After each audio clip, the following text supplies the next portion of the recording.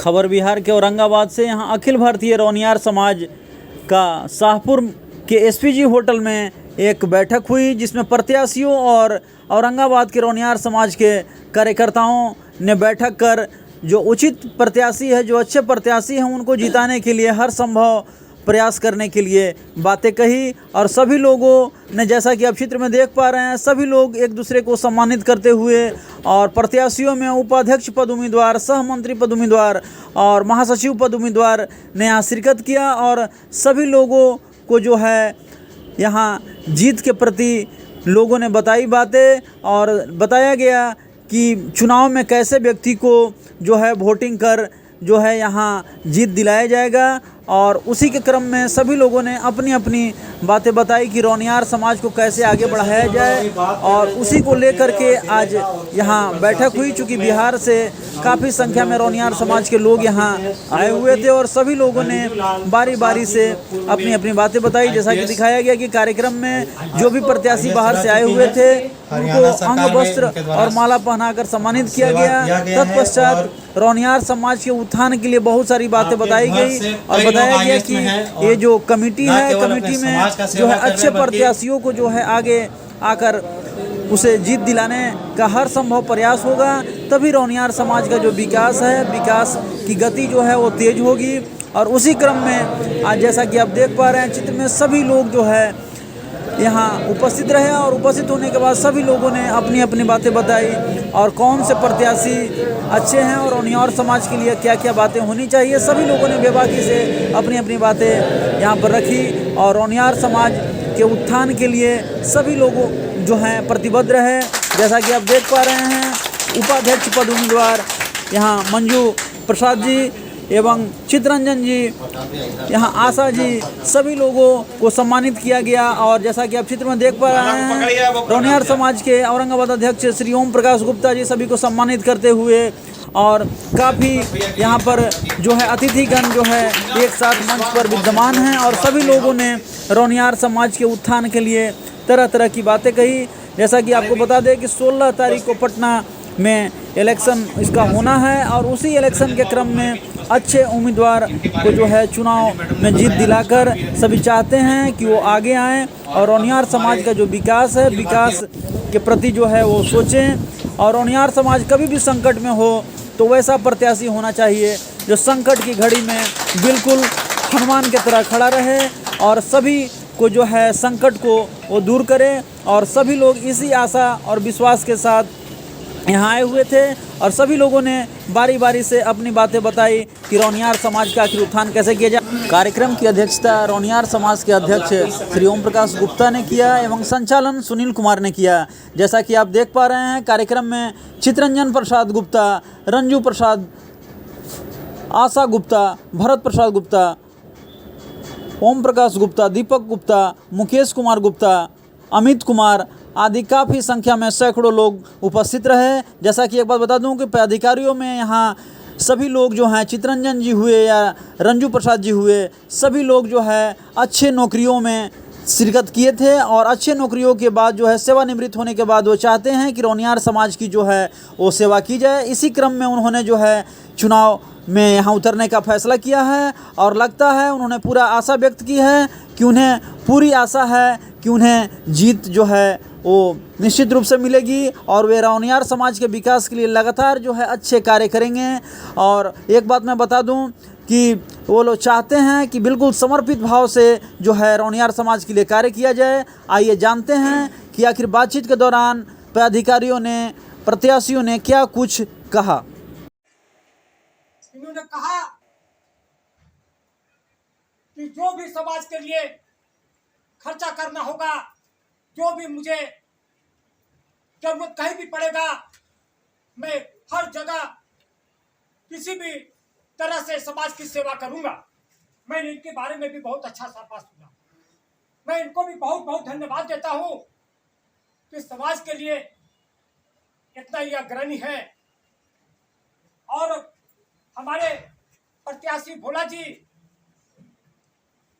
इनके तो संगठन में बहुत दिनों से हैं और संगठन के लिए काम भी अच्छा किए हैं। कि बुरे आदमी को दीजिएगा, समाज मेरा एक है, समाज मेरा एक है, लेकिन मैं ये दावा करता हूं कि जब अच्छे लोगों को मैं जब वोट दूंगा तो मेरा समाज आगे बढ़ेगा। अगर मैं गलत कह रहा हूं तो इसकी सजा आप लोग मुझे दे सकते हैं। मैं सब महासभा को बहुत दिनों से जानता हूं, कौन क्या किया मैं सब जानता हूं, लेकिन मैं आज चुनाव हो रहा है, बहुत मुश्किल से यह समाज का चुनाव हो रहा है।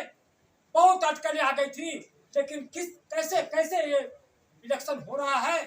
और इसमें मैं आप लोग से यही कहना चाहता हूं कि आप वोटिंग कीजिए तो अच्छे व्यक्ति को, समाज चलाने वाले को, समाज सेवक को वोट दीजिए। बहुत कुछ बाकी है, संगठन के लिए बहुत कुछ बाकी है। मेरा समाज अभी बहुत पीछे है, उसको संभालने के लिए वक्त लगेगा, लेकिन हम लोग जाग गए हैं। को फिर दोहराया ना जाए, इस कारण से हम लोगों ने सोचा था कि एक अच्छी कमेटी बने, जिसके लिए हम लोगों ने कल 11 बजे से मीटिंग बुलाई थी, जिसमें राजू जी और सरवन जी को ही बुलाया गया था, जो मुख्य रूप से मुकेश जी के टीम के अग्रणी हैं।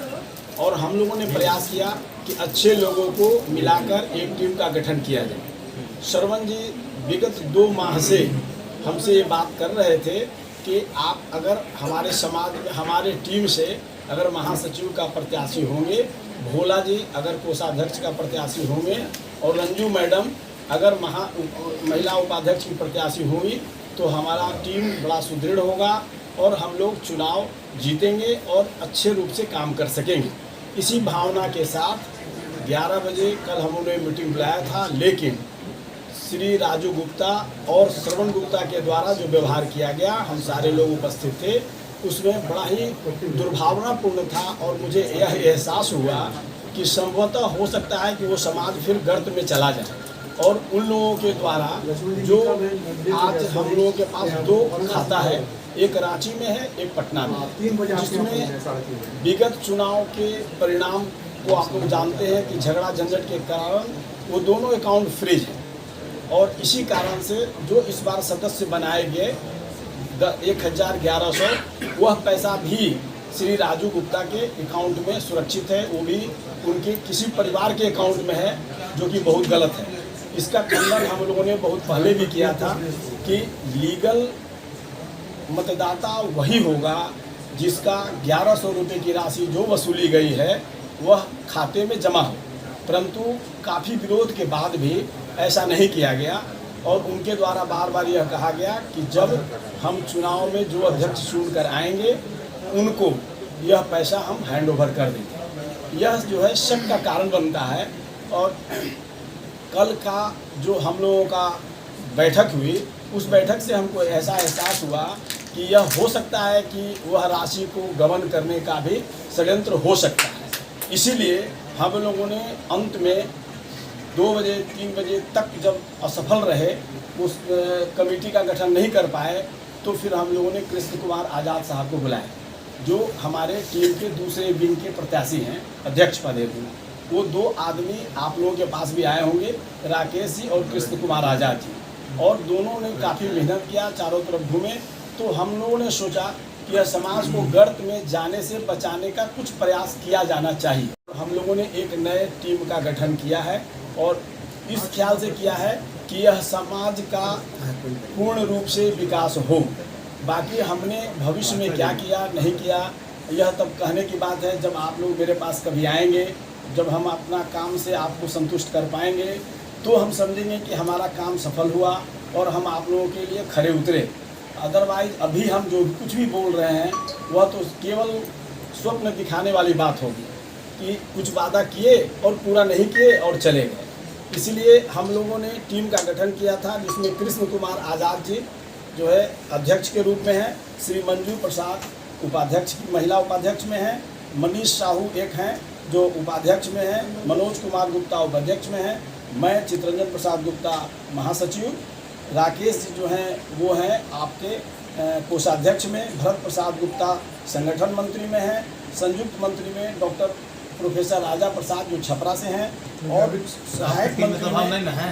जी, इस रोनियार समाज को अच्छे तरीके से चलाना है, क्योंकि जिस रोनियार समाज में आप लोग जैसे दिग्गज लोग हो, ऐसे दीपक भैया जैसे हो, चित्तरंजन भैया जैसे, भोला भैया जैसे, या मुकेश जी हुए, शंकर जी हुए, मुखिया जी हुए और मेरे भैया हुए, सभी को मैं दिल से सैल्यूट करती हूँ कि हम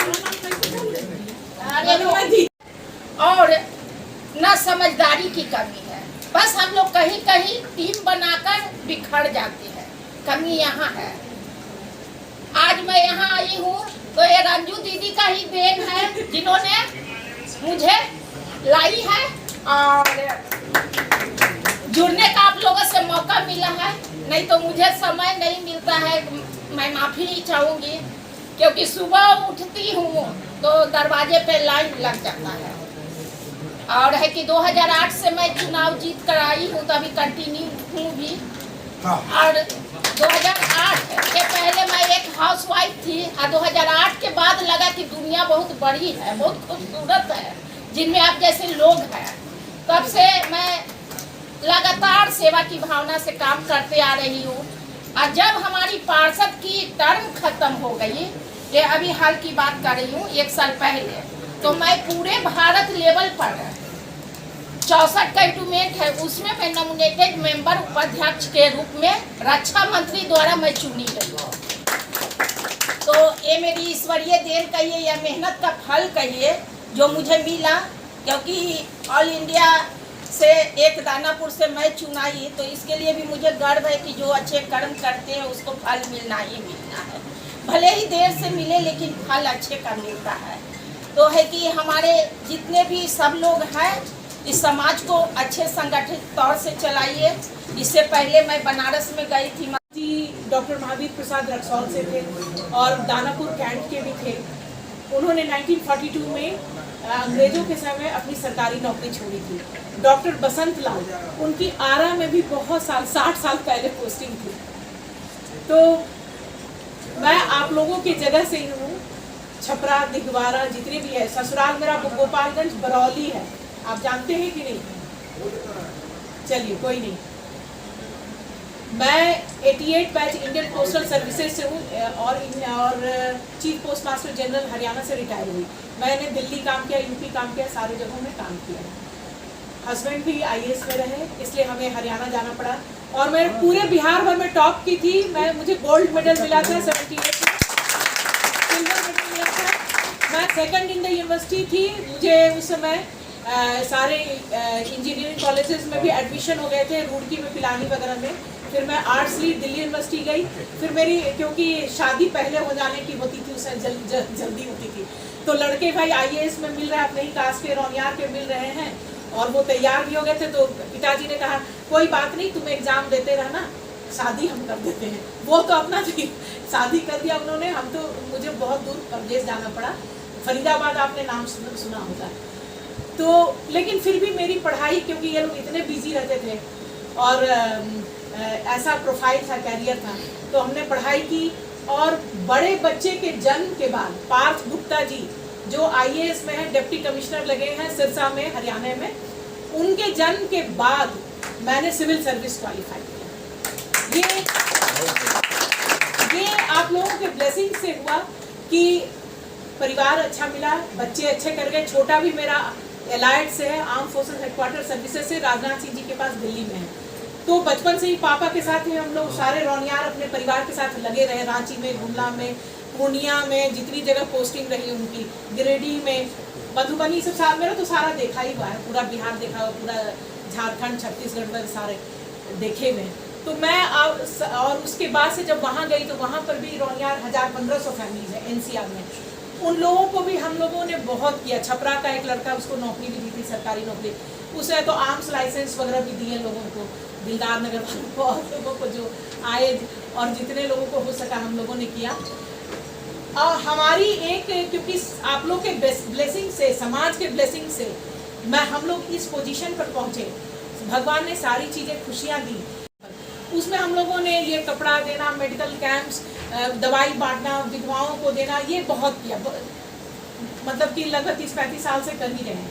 अब नौकरी के बाद फिर मुझे लगा यहाँ तो हमने बहुत दे दिया अपने समय में, अपने हाथ से, और अपने बिहार में भी, अपने झारखंड और जो है उनको भी हम लोग, मेरा कर्तव्य बनता है, जहाँ से हम आए हैं वहाँ से भी उनको देना भी कर्तव्य बनता है।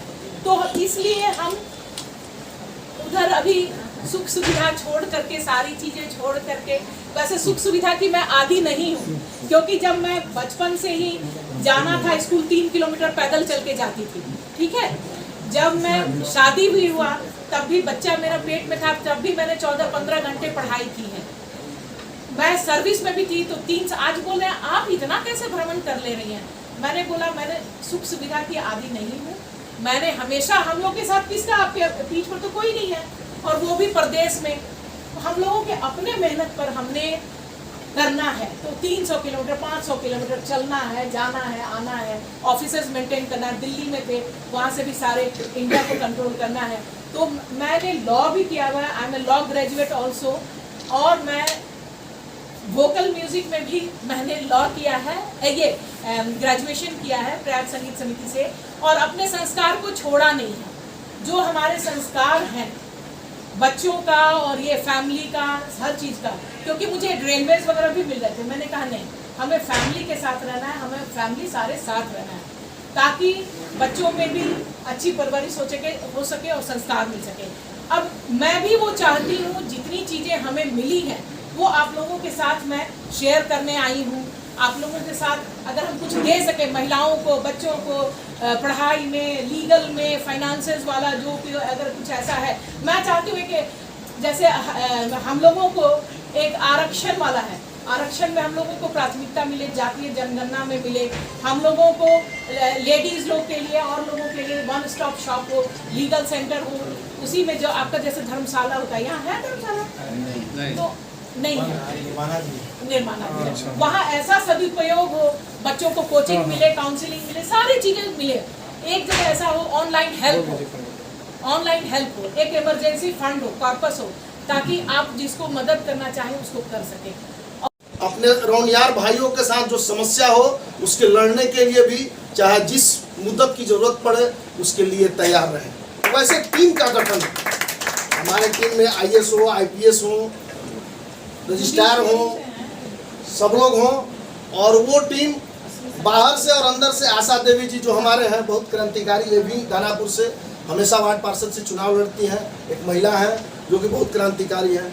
ऐसे टीम की ज़रूरत है, हमें चुनाव नहीं लड़ना था, ये इन लोगों की, ये जो भोला जी हैं, दीपक भैया हैं, DGP साहब हैं, हमारा नाम दे दिए, जिसके कारण हमको इस चुनाव में आना पड़ा, नहीं तो हम चुनाव नहीं लड़ना चाह रहे थे, लेकिन अब तो प्रत्याशी बना दिया गया है। आप लोग का सहयोग रहेगा तो संगठन में जाकर के संगठन का बहुत बड़ा निर्माण करना है। हमने भी MSc LLB करके 2 नौकरी को रिजाइन किया, नौकरी से हमें इंटरेस्ट नहीं थी, लेकिन समाज और राजनीति से जरूर संबंध है और इसी में हमको आगे बढ़ना है, इसके लिए हम संघर्षरत हैं। तो हम आप लोग से यही आग्रह करते हैं, हाथ जोड़ कर विनती करते हैं कि जितने भी हमारे आजीवन सदस्य हैं या नहीं हैं, इस संगठन के चुनाव में भ्रष्टाचार मुक्त, निष्पक्ष, क्रांतिकारी, समाज को आगे बढ़ाने वाले टीम को, सारे टीम के सदस्यों को चुनाव जिताएं, यही आपसे मैं आग्रह। आपसे वोट मांगूंगा नहीं, क्योंकि मेरा हक बनता है इस जिले से, और आपने हमारा कार्यकाल देखा है, हमारा जो भी 10 वर्षों से आज मैं विगत राजनीति पटल पर भी हूँ। मैं प्रदेश उपाध्यक्ष के पद पे राष्ट्रीय जनता दल में आपदा प्रबंधन प्रकोष्ठ में आज हूँ, और वैश्व की राजनीति में मैं प्रदेश महासचिव के रूप में उपस्थित हूँ, और पूर्व में मैंने 3 जिले का भार लिया और तीनों जिला में मैंने अच्छे तरीके से काम किया, तो हमें प्रदेश में भी भेजा गया। और पहले मैं जिला अध्यक्ष था, तो कमेटी ने, पूरे जिले की कमेटी को मैंने संचालन किया है, इसलिए मैं जानता हूँ कि कमेटी कैसे चलती है। इसलिए मैं अपना भी मैं क्या घोषणा करना चाहता हूँ, सर्वप्रथम हमारा घोषणा होगा हमारे समाज के प्रति कि अखिल भारतीय रोनियार सभा में अगर हमको पद मिलता है तो पूरे प्रदेश में भ्रमण करके प्रदेश की कमेटी को बनाऊं, एक अच्छी सशक्त कमेटी हमारी बने, और सशक्त कमेटी बनने के बाद एक ऐसा आंदोलन करें जिसे हमारी जाति को भी अति पिछड़ा में शामिल किया। ये मेरी घोषणा है। 3 करोड़ होते हुए अध्यक्ष पद 10 खड़े नहीं हुए, क्योंकि ज़्यादा ऑप्शन रहता है तो बेहतर लोगों का चयन करने में हमको मौका मिलता है। तो बहुत दुर्भाग्य की बात है कि 14 को मात्र सीट है और लोग खड़े नहीं हो पा रहे हैं। तो जब तक से हम लोग एंट्री नहीं करेंगे, हम जैसे युवा लोग एंट्री नहीं करेगा समाज में, तो बदलाव नहीं होगा। हमारे पास नीति निर्धारण करने की वो ताकत है, मेरे पास वो प्लान है जो मैं वहाँ बैठकर अपनी नीति और निर्धारण दूंगा और जो सबके लिए पूरे देश के रौनियारों को समृद्ध करने का काम करेगा। समाज के अग्रिम भूमिका में ही रहते हैं।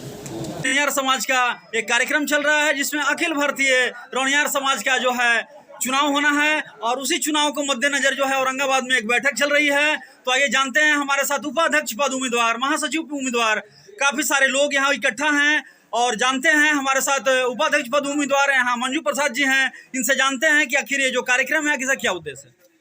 रंजू प्रसाद मैं बोल रही हूँ, इंडियन पोस्टल सर्विसेज 88 बैच से हूँ और अखिल भारतीय रौनियार वैश्य महासभा का चुनाव है 16/4/2023 को। इसमें आप सब लोगों ने आना है। मैं इसीलिए आई हूँ कि औरंगाबाद में जो भी आजीवन सदस्य हैं उन्हें 16/4/2023 को सुबह में पब्लिक गेट लाइब्रेरी है पटना में, वहाँ पहुँचना है, अपने मतदान का उपयोग करना है, हम लोगों को सहयोग देना है। Thank you. क्या लगता है, जो आपको यहाँ से काफी उम्मीदें होनी चाहिए, अगर चुनाव जीत भी जाती हैं तो चुनाव जीतने के बाद क्या आपका मुद्दा होगा? चुनाव जीतने के बाद सबसे पहले होएगा जो यहाँ जो इस तरह का इतना अच्छा संगठन देखा मैंने, यही संगठन हर सामाजिक कार्य करता है, हर तरह से पॉलिटिकल इतना एक्टिव है कि अपने बच्चे को वार्ड कमिश्नर में जिता देता है, दूसरे लोगों को भी सहयोग करता है।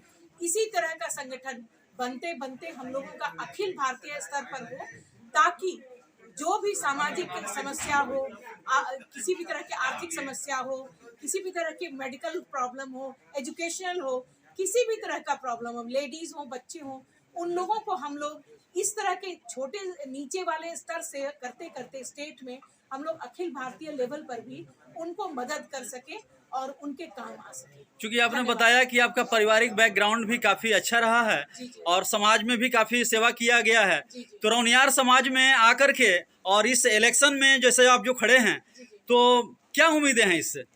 ऐसा है, रौनियार समाज से मैं कभी भी अलग नहीं रही हूँ। बचपन से ही हमने हमेशा, मेरे पिताजी डॉक्टर थे, तो हमेशा अपने समाज की उन्होंने सेवा की है, गुमला, रांची, जहाँ भी रहे हैं।